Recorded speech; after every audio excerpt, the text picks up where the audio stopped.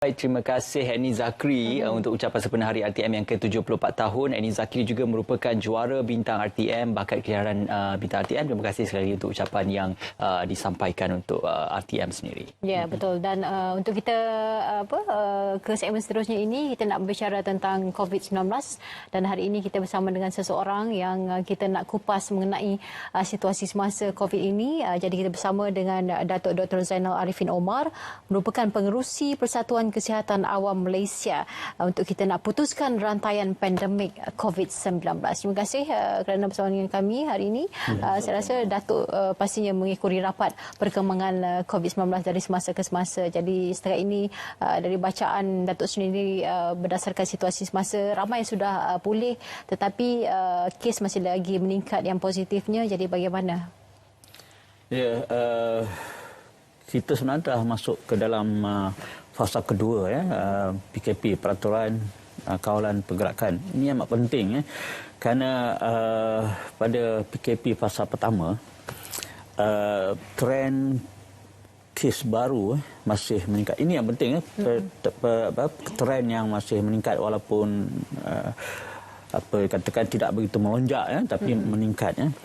Jadi kan itu bergantung kepada incubation period ya. Jadi kita memerlukan 14 hari lagi untuk memastikan bahawa rantaian itu terhenti atau putus ya.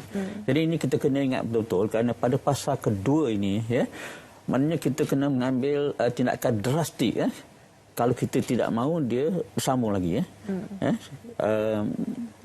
Walaupun kita lihat kesembuhan ya, penyakit sembuh makin bertambah, kerana ini makin hari dia makin bertambah baik ya.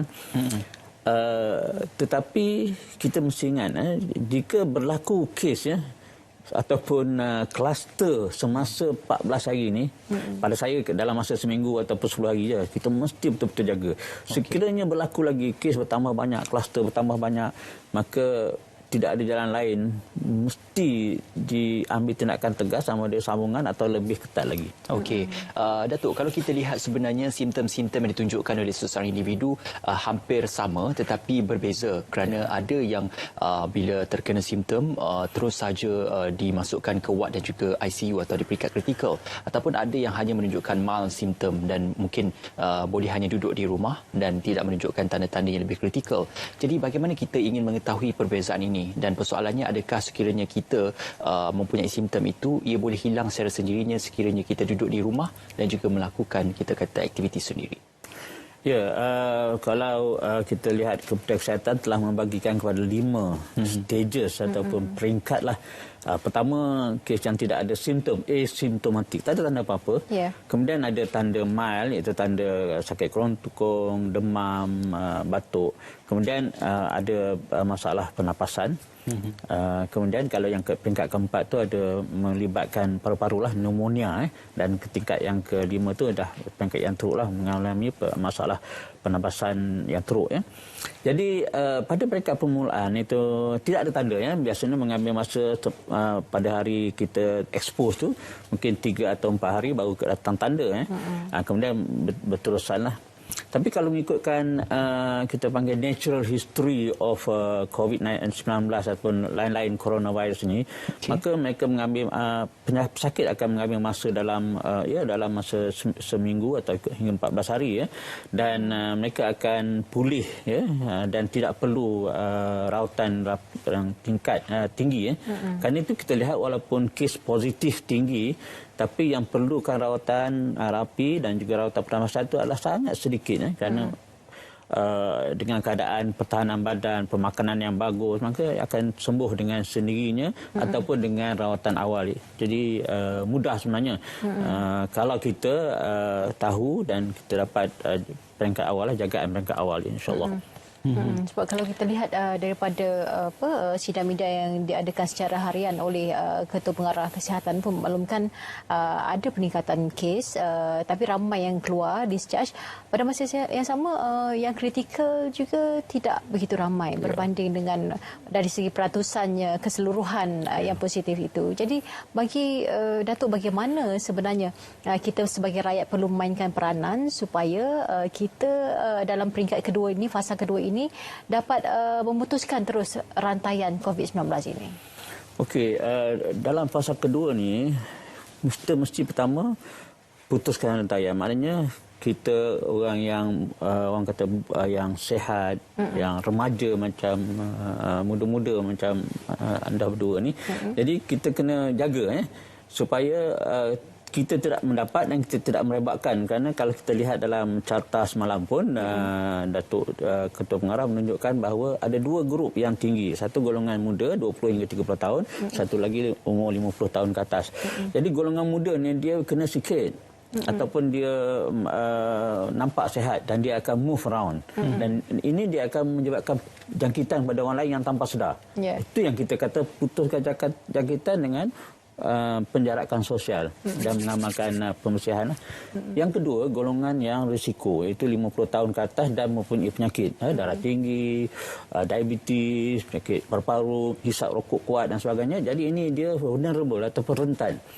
Jadi golongan ini bukan saja dia mudah dapat jangkitan dan juga mudah menyebar kepada orang lain, tetapi mereka juga kita panggil vulnerable, yang mempunyai chances atau risiko tinggi untuk menyebabkan teruk dan kematian. Kerana kita lihat daripada angka kematian yang ditunjukkan bahawa hampir 70% lebih adalah daripada golongan tua 50 tahun ke atas, kemudian mempunyai penyakit-penyakit tadi yang saya sebutkan tadi. Jadi peranan kita tidak ada lain, penjarakan sosial, amalan kebersihan, stay at home and take care of yourself. Okey, Datuk, itu kita bercerita tentang pencegahannya. Di peringkat WHO sendiri sudah mula untuk mencadangkan antara ubat-ubatannya adalah hydroxychloroquine, azithromycin yang dikategorikan sebagai ubat untuk malaria dan juga untuk kita kata penyakit-penyakit lain, dan juga antiviral yang dinamakan favipiravir yang mana Jepun sudah menjenamakan sebagai Avigan. Jadi perkara ini adakah proses dan juga progresnya di peringkat tempatan sendiri kita sudah mula untuk melihat perawatan ini sebagai satu rawatan yang efektif? Ya, sebenarnya kita kena ingat bahawa sistem perubatan kita di Malaysia ni pun canggih lah. Sebenarnya untuk rawatan yang seperti yang sebutkan tadi, maknanya kita telah ada, maksudnya kita dah mulakan untuk pesakit-pesakit bergantung kepada dunia severity, memberi seperti chloroquine, ubat-ubat antiviral in combination, dan akhir sekali akan menggunakan trial termasuk dalam projek WHO. Kerana banyak kajian di seluruh dunia, di Jepun, China, Korea, mereka menggunakan kombinasi ubat-ubat ini. Ada yang mengatakan significant improve, ataupun ada yang katakan tidak berapa significant. Jadi walau bagaimanapun di Malaysia, di hospital, kerana kita telah pun mula kan di dalam garis panduan rawatan itu telah pun memulakan kombinasi ubat yang disebutkan tadi untuk jenis-jenis ataupun severity penyakit-penyakit tersebutlah. InsyaAllah, dan kita juga telah dipilih oleh WHO, itu satu penghormatan bagi kita untuk cuba sebagai satu global community contribution kepada pesakit COVID-19. Baik, Datuk, kita nak berehat sekali. Semua unit bekerjasama untuk berikan kapsul dan juga pesanan bersama dengan rakyat kita supaya mereka mendapat gambaran apa yang berlaku. Terima kasih kami ucapkan. Baik, kita masih lagi bersama dengan Datuk Dr. Zainal Arifin. Datuk, kita bercerita tentang tadi perawatan yang dicadangkan. Ada juga yang menimbulkan persoalan tentang mungkin ada yang sudah discharge ataupun sudah pulih sepenuhnya itu. Tetapi kita melihat corak jangkitan dan juga penyebaran virus ini adalah unknown. Maknanya kita tidak ketahui bagaimana ia boleh tersebar dan sejauh mana kontak itu boleh menyebabkan menjejaskan seseorang itu. Jadi persoalannya, adakah mereka yang sudah pulih dijangkiti boleh dikatakan reinfected atau dijangkiti semula ataupun outbreak sekali lagi apabila beberapa situasi yang berlaku? Ya, ini soalan yang memang baguslah ya. Dalam banyak orang bertanya-tanya. Jadi secara asasnya sebelum pesakit itu dibebaskan, mereka telah diujilah sehingga 2 kali negatif dia panggil ujian dan mereka akan dibebaskan. InsyaAllah daripada kajian terbaru mengatakan bahawa tempoh 14 hari rawatan untuk keseluruhannya adalah selamat. walau bagaimanapun terdapat juga kajian-kajian yang terkini ya, beberapa kajian dalam bentuk saya katakan terpencil lah ya, mengatakan bahawa macam kita lihat kajian di China dan sebagainya mengatakan berlaku sakit itu sama ada dia berlaku reinfection atau jangkitan semula ataupun dia mendapat jangkitan daripada sumber luar lah. Mungkin ini adalah mereka sedang mengkaji kenapa berlaku. Mungkin dia punya antibodinya tidak tinggi semasa lepas sakit. Tetapi untuk orang awam macam kita kena pastilah yakinlah bahawa setelah dirawat tidak akan berlaku jangkitan semula ataupun jangkitan kepada orang awam lah. Ya. Cuma kadang-kadang kita sering kali dimomokkan dengan pelbagai spekulasi apabila seseorang itu sudah disahkan positif, individu itu ada pula kontak rapat dengan orang sekitar. Dan kemudiannya kontak-kontak rapat ini pula apabila pergi ke lokasi lain mendedahkan diri mereka kepada individu lain pula. Jadi bagaimana klasifikasi untuk kontak rapat, kontak sosial dan juga PUI? Ya, sebenarnya ini memang banyak istilah lah terminologi digunakan. Misalnya dikatakan PUI itu adalah person under investigation dalam siasatan ya. Ini mereka sama ada balik daripada luar negara yang berisiko ataupun terdedah kepada pesakit telah positif ya. Manakala untuk lain-lain itu kontak rapat sama ada mereka itu berhubungan ya mengenai dengan pesakit yang dijangkakan positif ataupun pada orang yang pernah terdedah lah yang contoh kita ada generasi pertama, generasi kedua, generasi ketiga, keempat dan sebagainya. Kerana itu yang paling mudah sekali lah, kita jangan risaukanlah apa generasi ataupun apa klasifikasi mereka itu, tetapi untuk kita panggil universal precaution ataupun pencegahan secara universal. Maknanya kalau kita ada gejala, kita pakai mask dan kita jangan pergi ke tempat awam.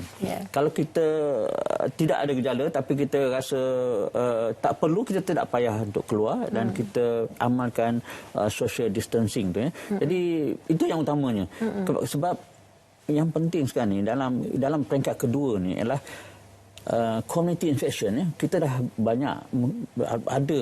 Kita tak tahu siapa, mungkin di pasar, mungkin di supermarket, mungkin di jalan dan sebagainya ada infection, ada sumber jangkitan.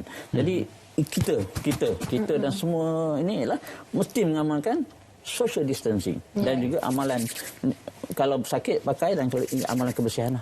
Itu saja caranya. Okey, baik Datuk, kita mungkin boleh berjalan seketika untuk kita tadi kita juga bercerita tentang dikatakan dan juga difahamkan oleh Ketua Pengarah Kesihatan bahawasanya kalau melihat kepada lambakan yang masuk dari luar negara yang pulang ke Malaysia akan berlaku gelombang ketiga, tetapi belum dapat dipastikan lagi. Tetapi berdasarkan kepada pengalaman Datuk Seri dalam perubatan juga kesihatan awam, untuk keadaan seperti ini berapa lama atau tempoh masa yang diperlukan untuk kita pulih sepenuhnya dan tidak ada langsung kes di Malaysia dalam menangani wabak COVID-19 ini? Ini memang satu jangkaan yang bukan sukar tapi perlu, tapi tidak mudah untuk dibuat. Pertama, kerana kita berdasarkan kepada data-data semasa ya. Kita lihat tetapi ada sedikit ketidak lengkap data yang ditunjukkan kepada awam lah. Jadi misalnya bilangan ujian.